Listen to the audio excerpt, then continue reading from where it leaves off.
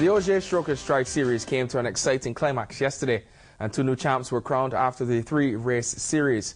To the waters of South Sound we go, with another massive turnout for the 800-meter swim and 2-mile run. As you remember, the Stroke and Stride distances progressed, with the swimming starting with the 400, 600, no 800 meters. Those trademark yellow caps get the swimmers rolling out of the water first. The champ, Marius Acker, he was in the top frame and went on to win race 3 in 23 minutes and 59 seconds.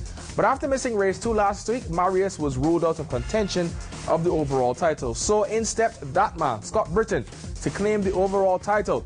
Better known for his marathon running ability, Scott shows he is a solid all-round athlete with a total elapsed time of 1 hour, 5 minutes and 38 seconds for the 3 races.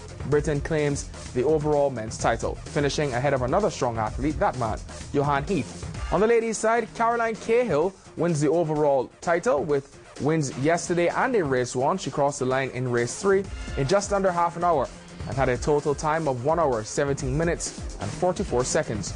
Team Mamber was the best team on show for the series, ahead of Cajun Hound. So another exciting Stroke and Stride series wrapping up on South Sound.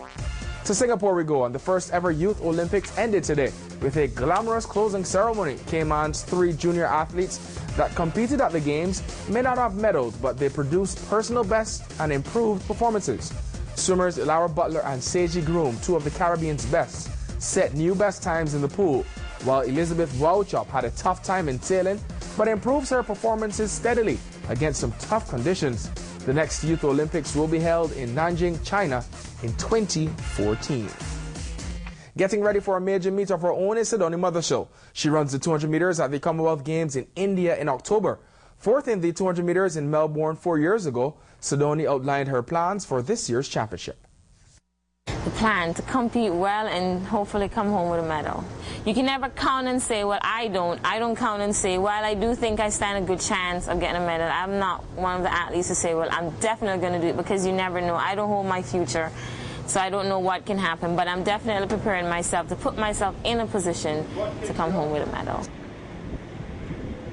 So we wish Cydonie and the rest of the team the best of luck. Coming up at 7 o'clock at the top of the hour, let's talk sports this evening. Here's a rundown of what we have on the show for you. Sports news, a recap of what's happened in the last 7 days.